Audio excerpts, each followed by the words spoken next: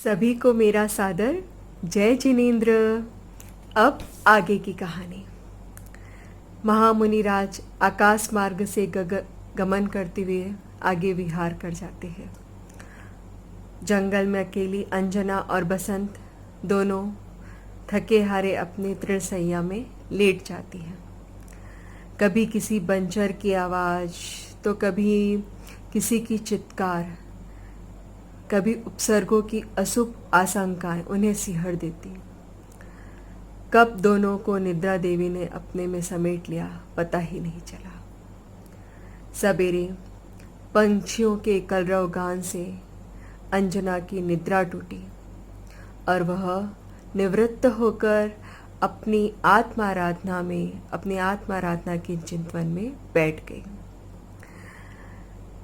कछुआ को देखा है ना आपने? कछुआ जैसे कोई मुसीबत आता है तो कैसे वो अपने आप को अपने ही आवरण में समेट लेता है, बिल्कुल स्थिर होकर, बिल्कुल मानो वो पत्थर ही हो। उसी तरह अंजना ऐसे कर्मों का उदय, ऐसी प्रतिकूलता में भी अपनी ध्रुव की स्थिरता के बल से अविलंब अपने आप को अपने आवरण में समेट लिया। अंजना का बाह्य अस्तित्व तिरोहित होकर ध्रुव की ध्रुवता से एकाकार हो गया। अहो, हमारी वस्तु तो हमेशा से ही अभेद ध्रुव ध्रुव ध्रुव ही है। ऐसे अभेद पर दृष्टि करने से, ऐसे ज्ञायक का बल करने से, ऐसे आत्म तत्व की आराधना करने से ही आनंद का आस्वादन हो रहा है, जिसको इस जगत की खबर नहीं। इस तरह से आत्मचिंतन कर अपना दिन रात निकालती, फलों से लदे वृक्ष और झरने के पानी स्वयं के अस्तित्व को बचाए रखने के लिए पर्याप्त थे। कहते हैं ना, अगर शिष्यत्व हो तो गुरु मिल ही जाते हैं, भक्ति हो तो भगवान मिल जाते हैं, संयम की भावना हो तो संयम के निमित्त भी मिल जाते हैं। बाकी बहाना करने चाहो तो उसकी कोई कमी नहीं है, उसका कोई अंत नहीं है। तो ऐसे ही अंजना के साथ हुआ। जिस गुफा में अंजना और बसंत ठहरे हुए थे, वहाँ पर उस गुफा में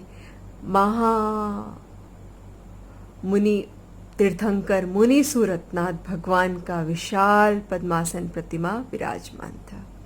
बड़ी मनोहारी प्रतिमा, वीतरागमयी प्रतिमा, जिसे देखकर अंजना अपने आप को महासौभाग्यशाली समझकर देवशास गुरु की आराधना कर अपने शुद्धात्म की आराधना में लगी रहती।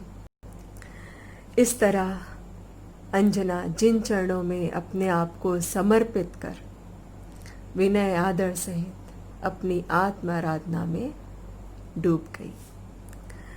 भक्ति में लवलीन अंजना को अप्रतिकूलता से कोई फर्क नहीं पड़ रहा था। कर्मों का उदय में है, मैं अपने में हूँ। उदय का कभी मुझ में प्रवेश हो ही नहीं सकता। ऐसी ज्ञान की अभेद्य दीवार मुझ में है, तो अब मुझे किसका डर, किसका भय?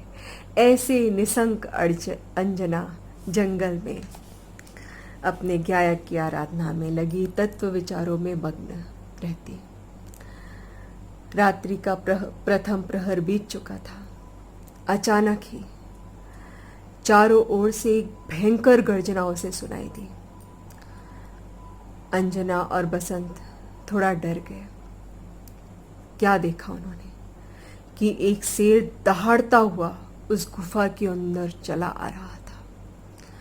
उसकी गर्जना से तो सारा वन कांप उठा था। दोनों को समझ में नहीं आ रहा था कि क्या करें। बसंत अंजना का हाथ पकड़े, बहुत डरी हुई थी, पर अंजना अंजना ने कहा बसंत से, बहन मृत्यु सामने खड़ी है, अब इसको भी लगता है कुछ हमसे लेना शेष रह गया है, तो चलो इसका भी ऋण उतार देते हैं। इस काया का मोह करना व्यर्थ है। महामुनिराज के वचन याद करो, अपनी सुरक्षा अपने अंदर ही है। बस कुछ नहीं, कात्सर्ग में बैठ जाते हैं, अपने आत्म आराधना में लीन हो जाते हैं। इसे देह चाहिए, ले जाने दो। संक्लेश परिणाम से अपने मन को मुक्त करो बहन, और निर्मल परिणाम से स्वरक्षित अपनी आत्मा की रक्षा करो। इतना कह के तो अंजना ध्यान में लीन हो जाती है, और अचानक ही दूसरी ओर से एक अष्टपद आता है, जोरदार छलांग लगाता हुआ, और वो सिंह को पछाड़कर भगा देता है और खुद ही कहीं गायब हो जाता है।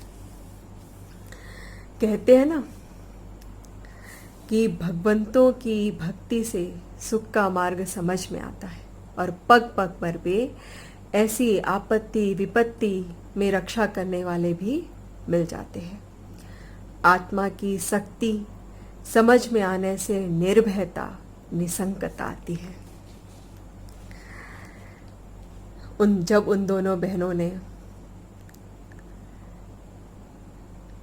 देखा कि संकट टल गया, तो फिर से सच्चे देवशास गुरु की आराधना में अपने आप को लीन कर लिया। इस प्रकार दोनों बहनें निशंकता प्रसन्न पूर्वक धर्मचर्या में तल्लीन हो गई। अब आगे क्या होता है आगे की कहानी में, तब तक के लिए सबको जय जिनेंद्र।